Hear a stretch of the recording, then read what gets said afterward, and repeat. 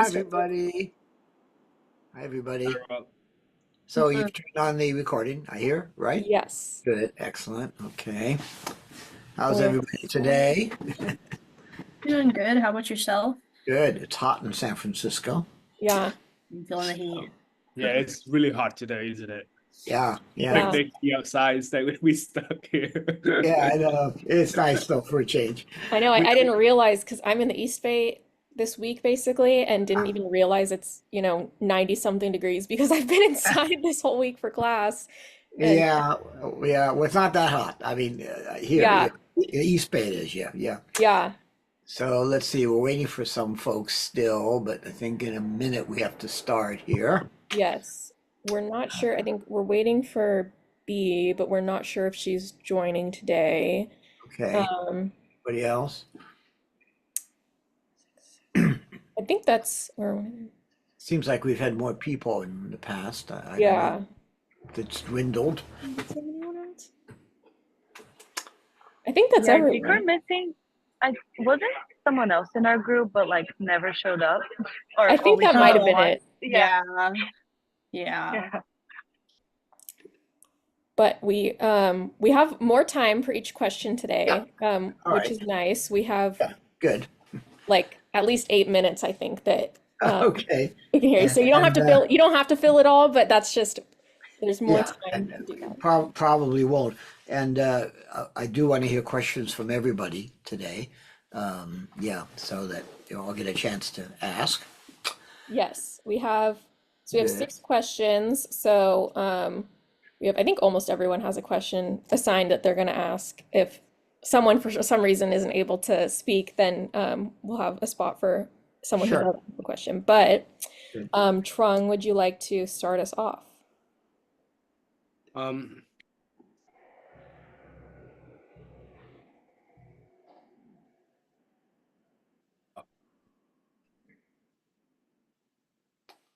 It on looks like it looks like you're a collab frozen. song. I got it real quick. One second. You're Am I frozen? cutting, Is cutting my it wife? out. Yeah, you were frozen. Yeah. Okay, so that's good now, right? 'Cause Yes. there's Good like right four now. people And doing like I'll online also I'll right? paste each question into the chat just in case someone freezes halfway through. Oh yeah, sorry for that because like two of my roommates work from home, Yeah.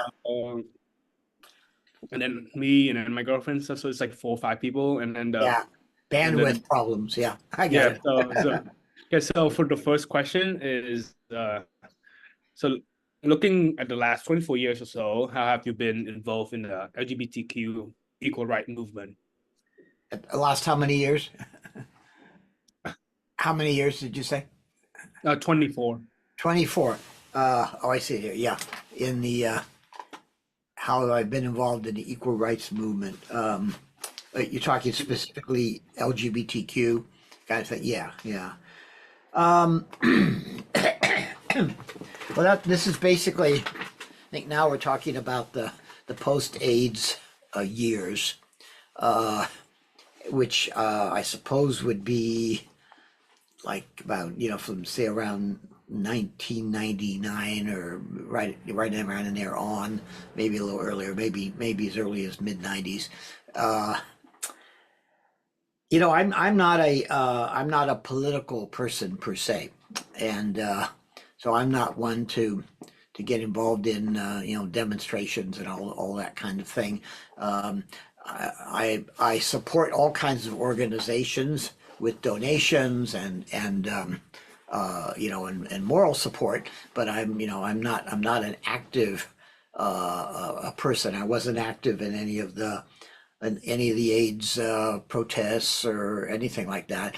I've marched in the parade a few times. That's not really activism, I wouldn't say, but it's more like it goes on around me, and I support it, and there have been tremendous strides, really, I have to say, in gay rights since HIV/AIDS, and we talked last time about the idea of that, if the AIDS epidemic had any kind of a silver lining, a positive effect, it would be probably that the all the different communities came together, and specifically the men and the women started working together, and that made a tremendous difference in terms of as we moved on into fighting for for more rights, because obviously we were much better united than scattered, if you will. So so folks working together made a big difference. It's the time it's the time of gay marriage, and it comes to the fore. And in the beginning, I didn't really see much reason for gay marriage. Before that, they had what did they call them? Domestic partnerships. Yeah, where you could develop, you could register as a domestic partner, and many friends did that with the city. I guess you would do it with the local government, and then some of them get married. Our Governor Newsom, who was then our mayor, Gavin Newsom, on Valentine's Day I can't remember exactly what year, started performing marriages. And you may remember that, or maybe you've seen pictures of it. But he just said, "I'm going to start marrying same-sex couples," and there were hundreds of people lined up all around the block of City Hall to get married, and they had all kinds of different people inside deputized to perform the marriages. So that was a big deal. They were all declared void by the state, and they've gone back and forth in terms of gay marriage, instituting it, and then somebody puts up something and they fight it and they take it away. But anyway, there are a number of my friends who are married, and but I don't know, I didn't have a relationship at that time, and I just didn't feel that it was all that important to be married. That it was just there's the whole argument that being married is basically emulating the heterosexual model of a relationship, and gay folks have created our own models of relationships that work for us. So that was a biggie, and it wasn't something that I was interested in, although of course it was all around us, and it's important. It has to be acknowledged. I don't know. I like I say, I wasn't that active, so I'm not sure that I have anything more to say specifically. I am a supporter of the fight for gay rights, and but I'm not the kind that's going to be in the forefront of that. Rather support it from behind with money and moral support, if you will. So not sure if we can get at your question, but anyway, that's about what I have to say about it. I would give yourself credit because that sounds very involved. All right, well, no, not really, but Yeah. yeah, not compared to some people, but I guess the one thing I could add in terms of background is that my generation, the so-called baby boomers, the people who were born after the war in the late 1940s, as the soldiers came home from World War II and wanted to start their families, and many of them had been delayed several years in terms of being able to start families, and so some of the parents were already a little bit older. But anyway, it was a huge number of babies born in the late 40s, early 50s, called the baby boomers.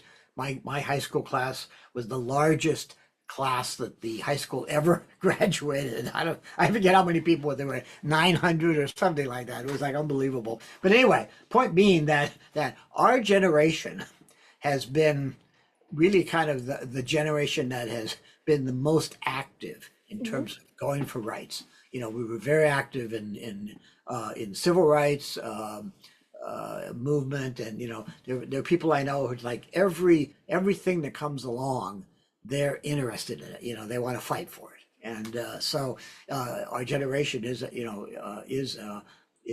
really on the forefront of pushing for these societal changes. So like you say, I go along with the wave. It's certainly part of our generation. If you ask somebody else, they'll tell you, something else. And but that's my story. So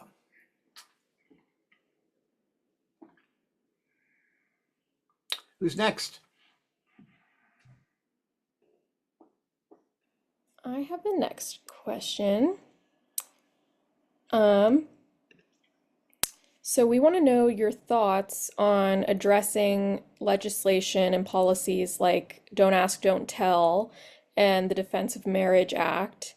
And following that, we want to know where you were and like if you remember kind of where you were in life and just physically when the Supreme Court ruled on marriage equality and that passed. Yeah, yeah. Well, I pretty much answered the first part of the question in my last answer. I think, that in terms of where I was and so on, supporting those things, those movements, but not, out there in the front lines, not picketing and doing all that sort of thing. But, if we turn to the synagogue, of course, the synagogue has been involved in all of those things heavily. In Judaism, we have the concept of tikkun olam, which hopefully you've learned about at this point, meaning the healing of the world, and the concept is that it's our job, it's the responsibility of every Jew to heal the world. In other words, do good deeds. It's our version of doing good deeds, our version of the golden rule, if you will. So, but more than just, do unto others as you would have them do unto you, it's beyond that. It's, be proactive. And that's why so many Jews have been involved in all kinds of movements, very involved in the civil rights movements in the 60s and pretty much every movement that comes along, there are a lot of Jews involved in it because it is a value that's taught to us. So this applied in our synagogue. Of course, this applied to the various movements that came along. There, like myself, there were many in the synagogue who were not on board with gay marriage. They just didn't feel it was that important, just as I explained in my last answer. So that certainly wasn't universal. Although the rabbi was always, willing to perform marriages, and before they were legal, he or she still, we performed marriages. They just weren't legal. But the ceremony was there, so they had the idea that they were married, really as partners, domestic partners. So. The last part of the question, I forget what you asked. I was going to talk about that. Yeah, so where you were when the Supreme Court ruling on yeah. marriage equality passed. Yes, exactly. Yeah, that's right. Well, what I remember about that day, it was a Friday, and I think, the Supreme Court, as you may know, hears cases all year, and then during the course of a few weeks, they make public their rulings, like one after the other. And so, we were waiting for this, and every day it didn't come, and the next day it didn't come. Finally, on Friday, the last day the court was in session, they came out with the ruling about gay marriage equality. And what I remember is that there was a big rally on Castro Street. They closed the street. They brought in a platform, and there were speakers, and I remember just people, kind of walking around with a smile on their face, saying, "This is amazing! This is incredible. The Supreme Court has said that we can get married." And it was hard to believe, and at the time, and of course, it's been challenged repeatedly, and will continue to be challenged. But it was an amazing day, and as I said before, I didn't have a partner, so it wasn't something that was going to apply to me directly. but it was just very exciting, you know, that and everybody was very much caught up in it. So it was kind of like I imagine it must have been when World War II ended. You see these pictures of Times Square in New York with everybody out in the streets hooting and hollering and having a great time. You know, just this idea that this long war, you know, that went on, you know, in two theaters when the Japanese War, the Second War was really finally over. How exciting that was, and so I think it must have been something like that. You know, that sense of the public shared excitement. Yeah, so I think that leads to our next question, which is if you participated in the marriage equality efforts, and if so, how? And if not, we were wondering why not, if there was a reason or anything like that. Yeah, well, I pretty much have covered that, I think. I said that, you know, I wasn't directly involved in it because I wasn't sure it was necessary. Uh, Many of my friends who were coupled, you know, wanted to get married, of course, and some had gotten married already. You know, so I have friends who have been married 4 times. You know, they got married way back when it didn't mean anything. It was just a ceremony. It wasn't legal. And then when then it became legal, they got married again. And then they took it away. And then when it came back, they got married again. So, you know, there are people who've been married 4 times to the same person. But yeah, I mean, I was not involved in it directly for the reasons I explained before. That I'm just not you know, not someone who's very involved in any kind of social or political movements in terms of feet on the ground. You know, I support them. There's a lot of organizations that you could support, you know, by sending them. They all ask for money and they all need money, and you know, the Human Rights Foundation, for example, in Washington D.C. Actually, it's not called Human Rights HRC. I guess it's Human Rights. I don't know if it's commission or what it is, but anyway, they, you know, that's an organization that I've supported because it's behind all of these things. But yeah, and as to why not, I mean, as I said, it just wasn't something that I'm just not a political person. I'm just not interested in being on the front lines of political movements. You know, I'd rather support them from the rear, if you will, or from the crowd, and it's just not, you know, just not something that I'm interested in. And I don't know why, you know, I'm not sure why. It's just the way I am. I think maybe there have been movements that I've been more interested in, and when I was younger, maybe I was more passionate about some of these things. The political movements tend to be younger. The people behind them, the people who are the movers and the shakers, I think tend to be younger people. And as you get older, it just I don't know. You get tired, and you just don't have the energy to go out and do it. And you kind of have been there and done that, so it's just a sort of a different thing. So now, you know, had I had a partner at that time, a long-term partner that I wanted to marry, that, you know, I think if you asked me the question, it would be, I'd have a different answer. I probably would have been in favor, you wanted to get married, although I'm not sure, as I said, because I just wasn't sure that how important it was. Today, I think I feel more positive about it. You know, I've seen the difference that it's made for people to say, well, this is my husband, you know, and people who are completely out, and you know, they'll be pictured with, here's so and so, you know, and his husband, you know, and that's nice, you know, and it's another level of coming out, which is, as we talked about before, so important in terms of the whole gay rights thing, you know, for people to know that you are gay. You know, as Harvey Milk used to say, you know, the people you buy your groceries from, the cleaners, where you take your laundry, they need to know that you're gay, that you're giving them your gay money, when you buy groceries, or, have your cleaning done, or whatever it is, right? The gardener you hire, whatever it is, it's important that they know that, yes, they know somebody gay, and they're a customer, it's not like this mysterious thing where we don't exist.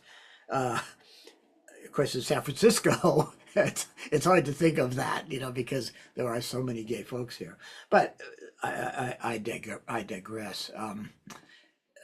As I say, I think if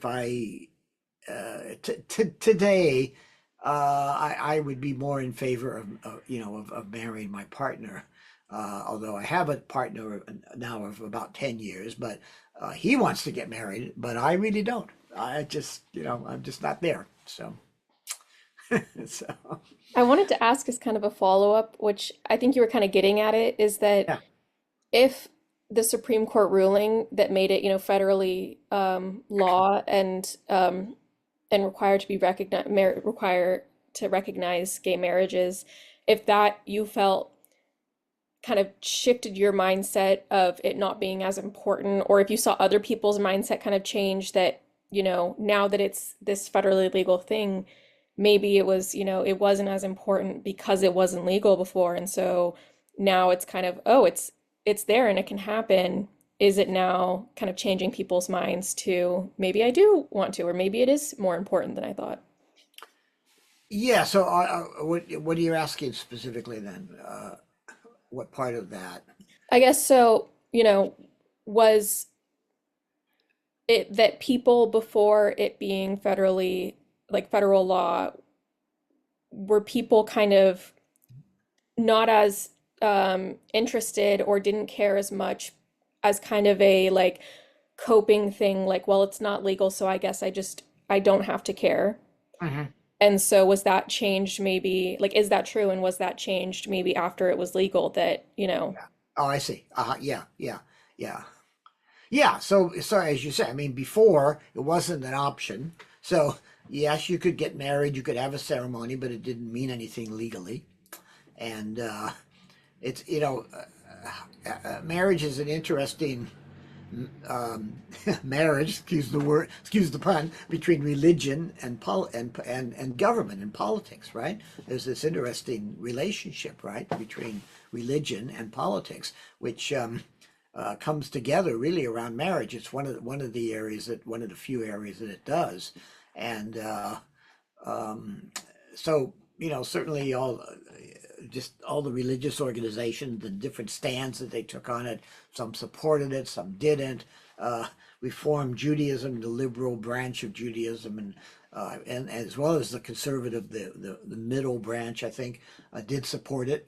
The Orthodox Jews, I don't think did. They're the most conservative, the most right wing, if you will. But I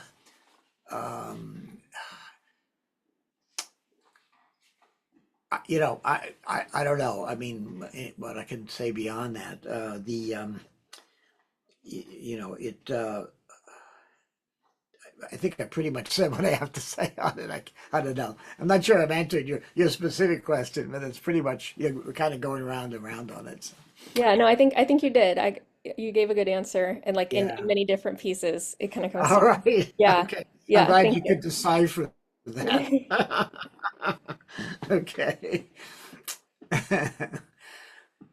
All right, I have the next question, and this one's a little long, so I'm also gonna paste it in the chat just so that we can Hopefully it's not about marriage still. Okay. it's around the same idea, but not necessarily marriage. Okay. So what are your current concerns regarding the hard-won legislation and the current Supreme Court? That's the first part. And what can we do from your perspective? How does the congregation play a role? How does the congregation play a role? Okay, yeah.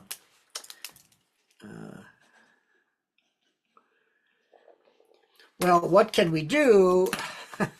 I'm not sure we can do much. I'm not sure really how it's so complex. I'm not sure how much power any one group can can bring to the fore.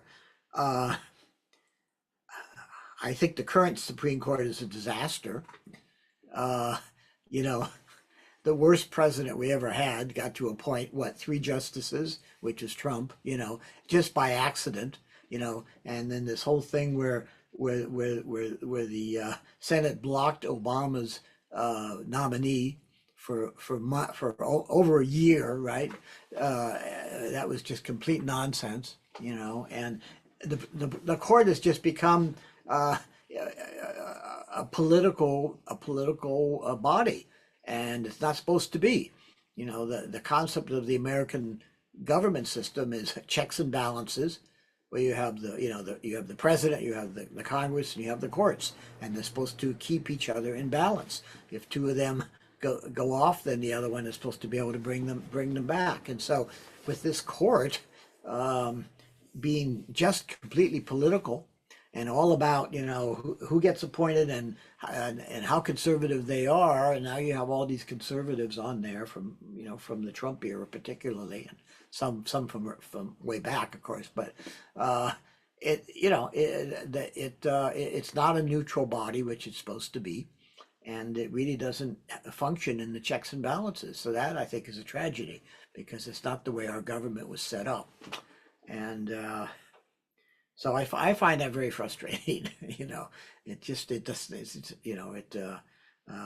not what it is supposed to be. And you have wonderful justices like Ginsburg, who in our community, people absolutely loved her.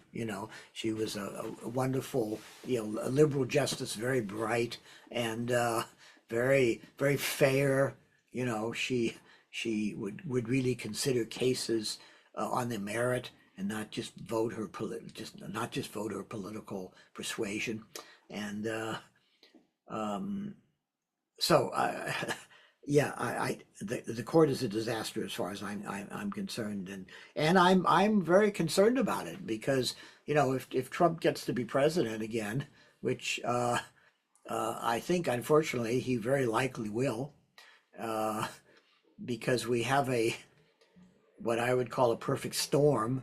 Biden is weak, and a lot of people don't feel comfortable with him, and they don't like the idea that Kamala Harris is next in line, and they don't feel that she's qualified and seasoned enough, and so and then you got Trump running again, and all his supporters, and I think that's a very scary prospect. If Trump gets in with this court and gets a Republican Congress, which is very, very likely possibility.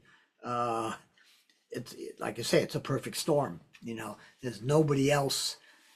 I think the Democrats probably made a huge mistake, not developing somebody else along the way, but they didn't. Whether it be Gavin Newsom or whoever, or some of the other governors. But if you think about Obama was in the wings for years. He made the keynote at the Democratic convention, I guess like 4 years before they nominated him, or whatever it was, or 8 years, whatever it was. Point was, they introduced him, and then he was kind of in the wings. You knew that they were priming him to be the candidate, and they brought him up, and we have nobody like that in the pipeline now. So in the Democratic Party, or the Republican Party, they're all scared of Trump. They won't do anything because they're afraid of him. So the prospect is not good, and I do think that I pretty much speak for the congregation. I think most people in the congregation feel as I do, because we tend to be our politics tend to be liberal, and it's not to say that we don't have conservative folks. We do, or more, people who are more traditional or more conservative. But I think in general, I represent the feeling of most of the congregation, and this is, I think, not atypical of Reformed congregations in general. But then when you put the LGBT aspect, lay it on top, then it becomes even more of a reason, to to fight for the liberal causes and so on. So, have I answered all those pieces, Maggie, or not? Yeah, I believe so. Thank you so much. Okay. I wanted to follow up with that by asking, because you've lived through so many different, big eras in history as LGBTQ history, or just different parts of your identity, what are some things that you've done or seen others do to support yourselves or friends that are kind of in the group that is being targeted by choices by the Supreme Court, by the government, by their actions or inaction? Um, how does community play a role in that, and things that as young people we can do to support each other? Yeah. Well, there's various levels of activism, as I've been saying, and I'm not one that gets involved in the marches and all that kind of thing. But there are all kinds of levels of support of activism, and I think that uh, politically, it's important for everybody to support their beliefs, whatever those are, and in whatever way you do it. If you can afford to give money, that's great. They all need money. If you can't, there's volunteer work. There's putting placards in your window, or there's all kinds of opportunities to support what you feel is important. Um, that's I'm not sure what else I can say about that. Just I made it clear that I'm not, an activist per se. So, these are some of the ways that I think that one can support in the background. And I think people in the synagogue, I see the whole cross section. I see people who show up for marches, and they announce these things all the time. There's going to be a march for this and a march for that, and they announce it in the synagogue bulletin, and people show up, and sometimes we have a contingent, and we always have a contingent in the Pride Parade. Which is kind of half celebration and half political. The idea of being in the parade is a political statement that yes, here are gay Jews, and but it also is very celebratory. It doesn't have an agenda, per se, and but and it, as I think I mentioned the other day, it's very heartening to me to see the support of non-gay folks in the Pride Parade as a statement of support, and you have more and more of that. You have a huge contingent of Jews from various congregations who are not gay, who come and march, and with their kids sometimes, and that's with the little kids, which I think is fabulous. The little straight kids walking in the Pride Parade. That's pretty cool. So that's that's a wonderful way to instill values in your children. And actually, it brings up an interesting point I could tell you about too, and that is that, and I think we talked about this earlier, that our congregation has a good percentage of non-LGBTQ members. It's somewhere, I think, somewhere north of 10%, maybe more, 15%. Anyway, it's grown over the years, and some folks, some non-gay folks, just come and they just like the atmosphere, and they feel comfortable there, and of course they're welcome. But a lot of young couples with kids, join because they want their children to be educated in our religious school because of the values that we impart, these liberal values, and these values of egalitarianism. And the congregation has always had this value of egalitarianism, where you have men and women leading the service together. Everything is that, there's no differentiation between men, women, and now trans people. Everybody's equal in their role, as opposed to the traditional Judaism where the women are separated and all that. So we've always had that that value. And so it's again, it's heartening for me to see that non-gay couples join the congregation because they want to educate their children in those values. So that's a pretty cool thing. So follow-up questions on that? I don't have a follow-up question, but just more something I want to share with you. Yeah.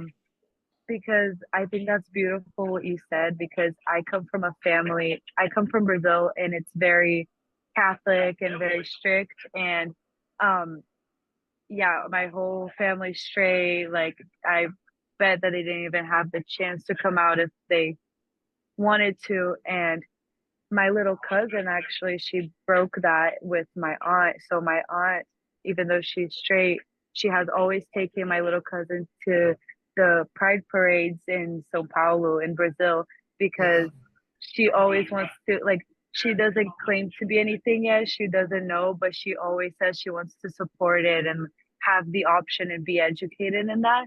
So I think that's beautiful, and I'm sure she would enjoy having a place like that synagogue for her to learn even more. And Yeah. I think that's beautiful coming from children in this new generation. Yeah. And thank you for that. Yeah, that's and in Brazil that must be quite a thing. A very conservative Catholic society, I imagine, right? Yeah. Yeah. And you know, when we step back and look at sort of the really broad picture, that's really what it's all about. You know, when you talk about tikkun olam and egalitarian values, everybody know what I mean by egalitarian? You know, I mean like equality, you know, things being equal, uh, um, opportunities being equal, et cetera, you know. Inclusiveness, it also has a sense of basically inclusiveness, I think is, you know, part of egalitarianism, that everybody's included and that everybody's thought is everybody's opinion is valued, everybody's thoughts are taken into account. Um, in the early days of the synagogue, it was too much so. We would have meetings and we could never make a decision because there were so many people and so many opinions, you know, so we had to learn how to bring all those together and find a consensus, you know. But in the broad sense, that's really what this is all about. That's what religion is all about. It should be what it's all about. It's certainly what Shar Zahav is all about. It's, you know, it's this changing of the world, you know, repairing the world, and teaching our kids that that's a very important values to repair the world. And there's so many ways that it needs repairing now, you know, the environment, uh, weapons of war. I mean, just interpersonal relationships, you know, acceptance of people who are not like you know, minorities or sexual minorities or whatever. I mean, there's just all these different areas that need work, if you will. So, you know, I think when you step back and really look at the essence of all of this, I think that's what you see, and that's the takeaway, and that's exciting. And you know that to have been involved in something like that from the very beginning, for me is very exciting. You know, even though I'm not you know, currently involved in a lot of committees in the synagogue and all that. I have been in the past, but you know, just being a part of that and seeing where we have come is exciting. You know, and it's really what Judaism is all about. So thanks for sharing that. Yeah. Well, we have a few minutes left. Are there any questions left? If not, we can just chit chat about Yeah. what we've talked about. I'm Yeah. gonna. I'll ask. Oh no, you Actually, can go first, Maggie. sorry, we just have like two more questions. Oh, good. Okay. Yeah. Hi. Yes. Hi. So I feel like I can ask one of them. Okay, I just wanted to ask, how has the congregation Shar Sahab adapted to the changing ideas about gender identity, the gender expression, and inclusiveness in this community. I just wanted to know your ideas about this question in terms of like some examples, if you could give them to us. Yeah,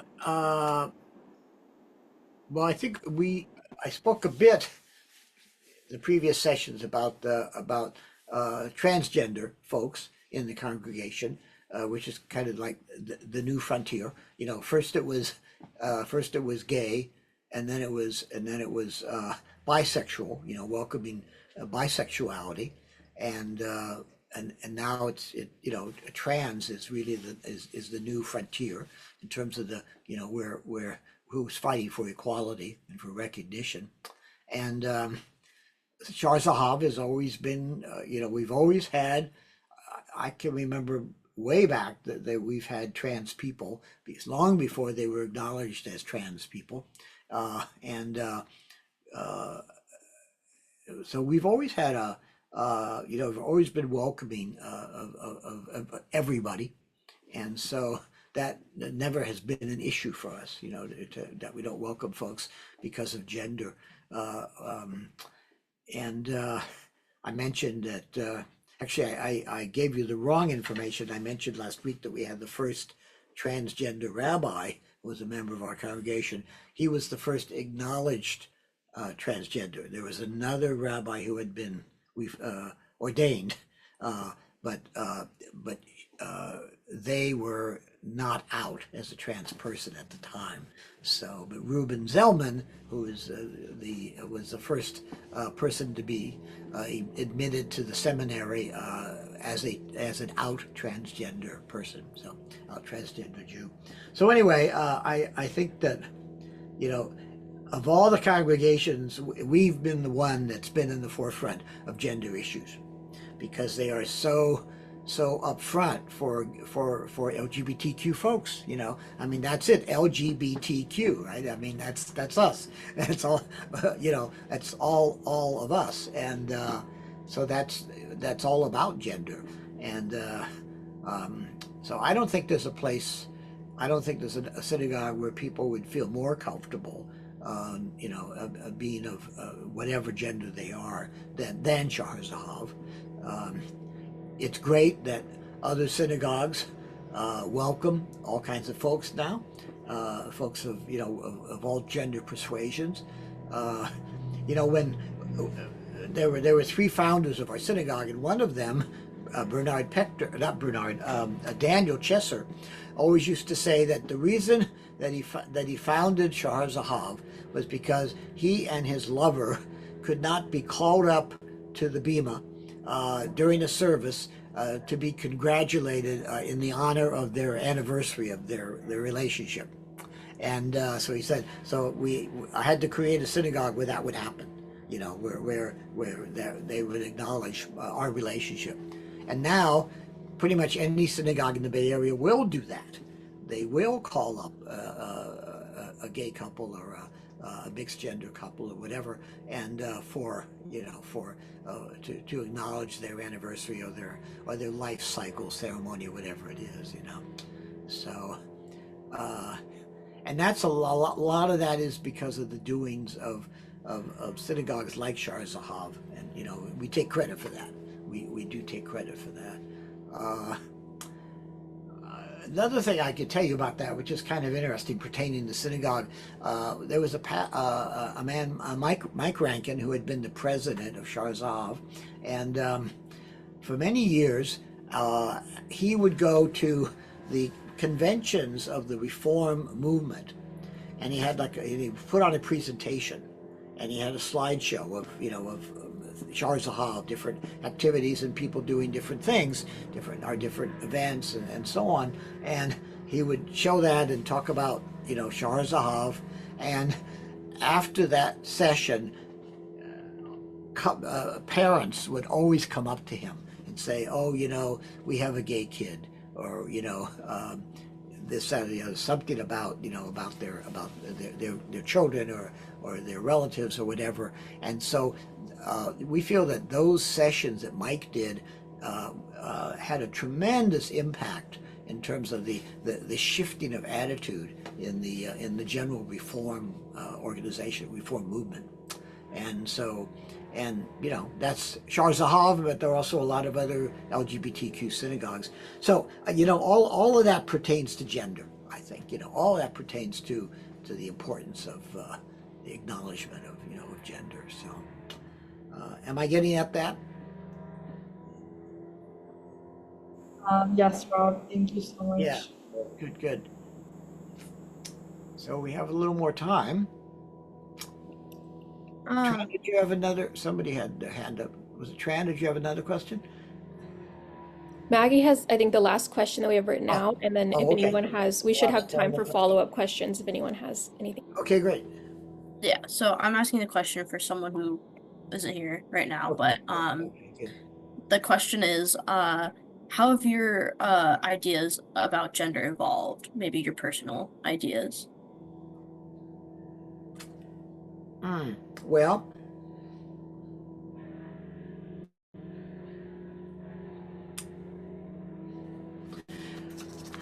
I would say that the synagogue has played a great role in that,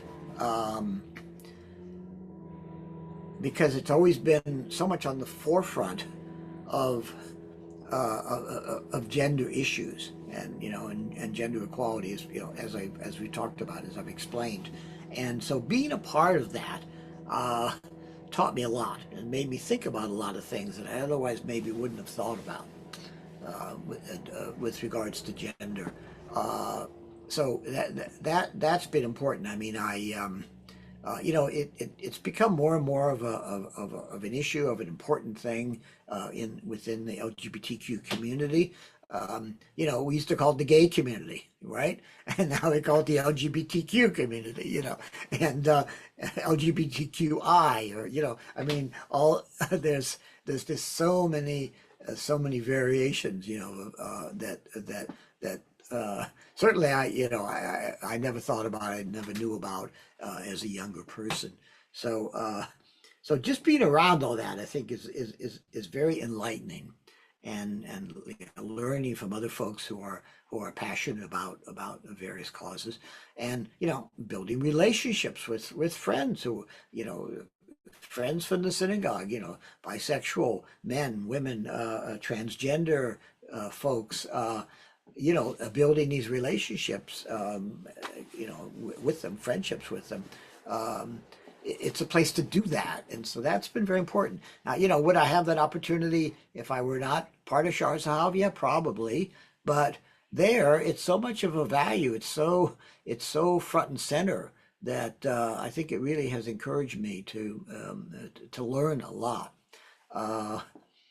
What did I know, you know, when I was younger? Not much, you know. I mean, we didn't know about all this stuff. Today, I think kids do, you know. And there's I mean, I could ask you guys, you know, when you were first aware of, you know, gender issues, and I bet I bet when you were pretty young, you know, yeah, because of all the visibility that it has now.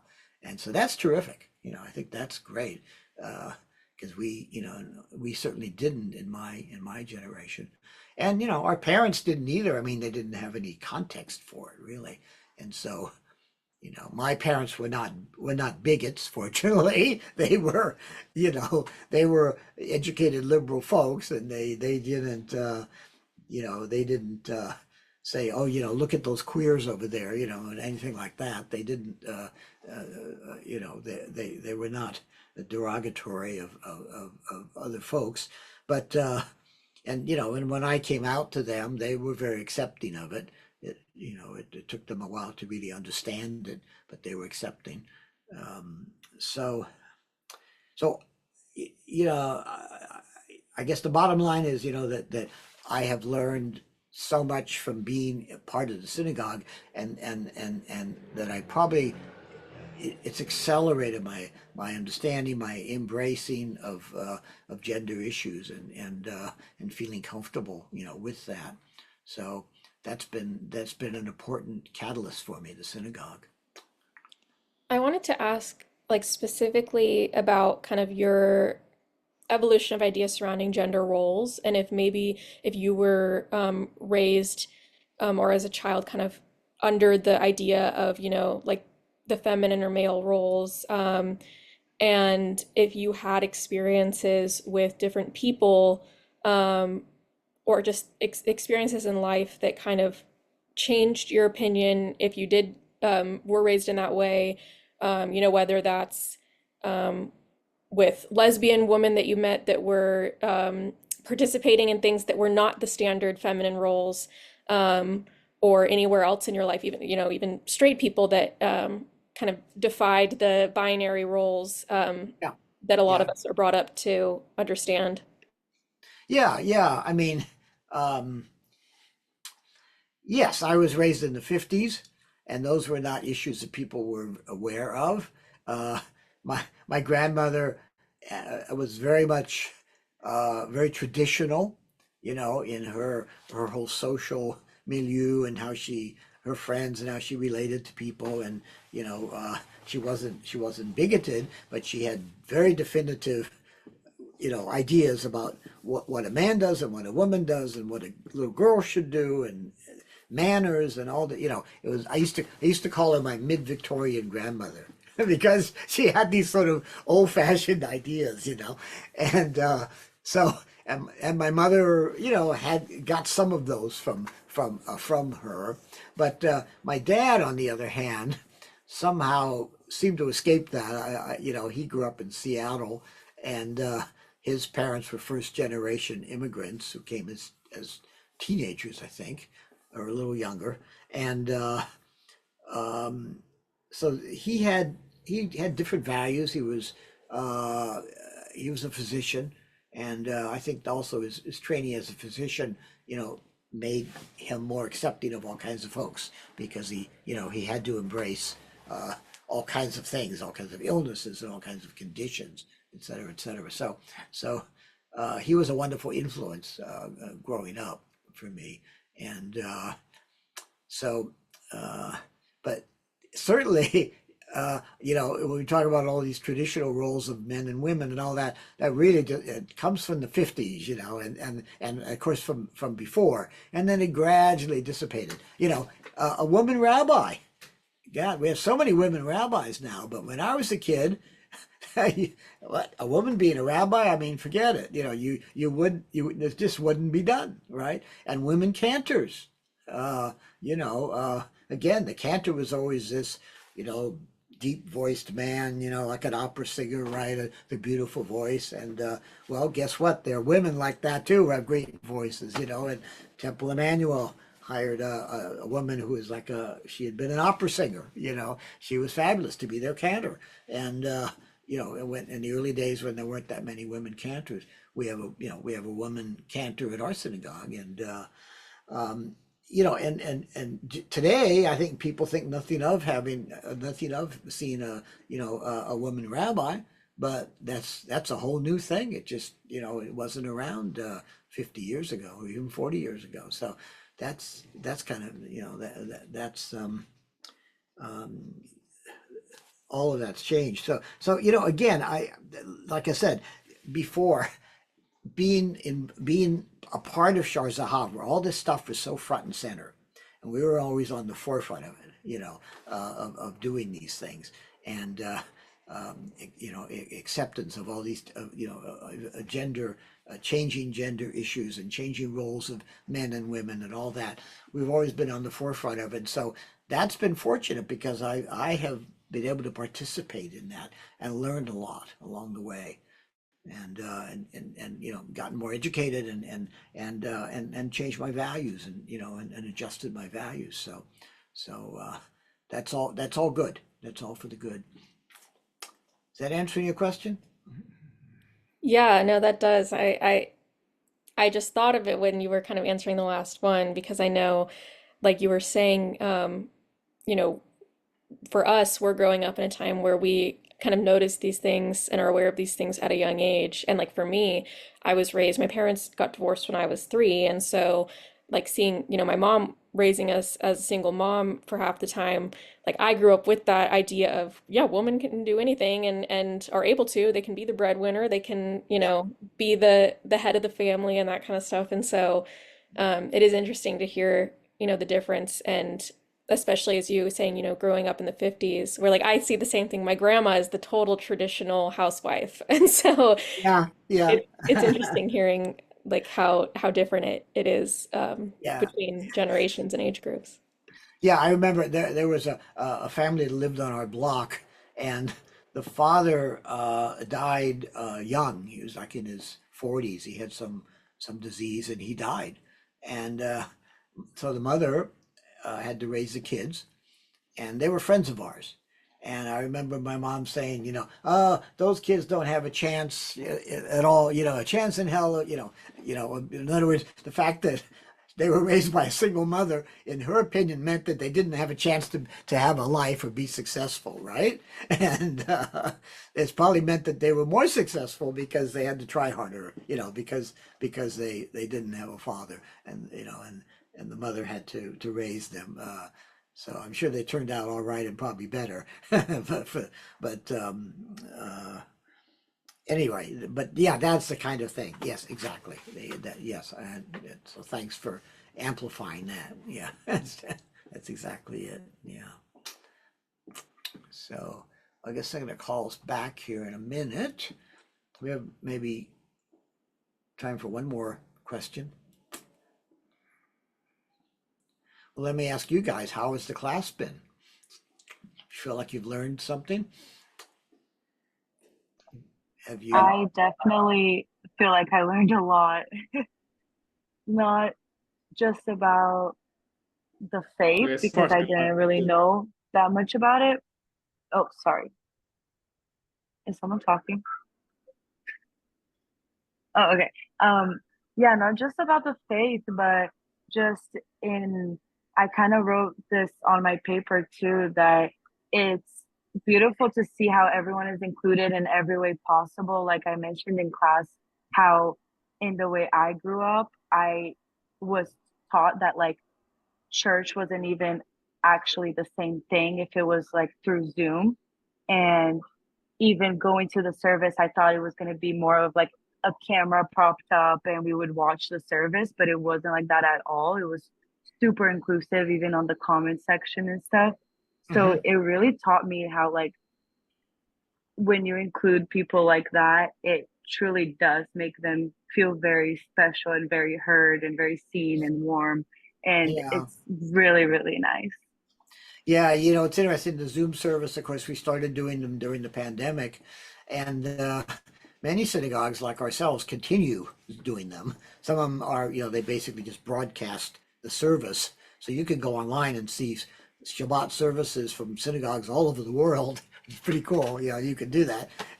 And but we've kept it up because we have so many ex-members who don't live in the Bay Area anymore, and people even from the East Bay who live an hour away. It's hard for them to come, and so once a month we have a Zoom only service. And that's what you saw last week.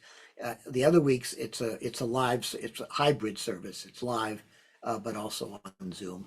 And so yeah, we've kept that, and we've learned, as you saw, we've learned how to do it. We've learned how to make it work, and it's often technically challenging. Zoom is not the most reliable, medium, and but yeah, I think it's opened up a whole new level of participation for the synagogue, which is very, very nice. Uh, Danny, who co-led last Friday. I don't know how many were there last Friday. I think I saw some of you, but you were there the Friday before, I guess. Okay, well, doesn't matter then. Yeah, yeah.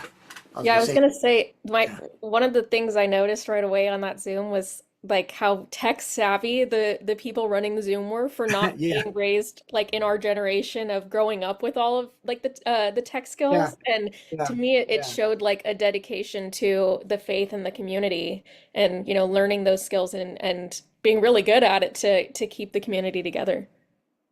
Yeah, we have a group of people who've learned to do that, and some of them have tech backgrounds, but yeah, we have a whole group of folks who've learned to do that and kind of, we've developed the techniques to make it work, like putting the prayer book page up on, we have a digital version which we can call up, and a PDF and all those things, so yeah. But I was going to mention, the person who co-led the service last week, Danny Conmer, lives in Berkeley and is in a wheelchair, electric wheelchair, and it is very difficult for him to get to synagogue. He can, but he has to take BART, and it's a whole rigmarole for him.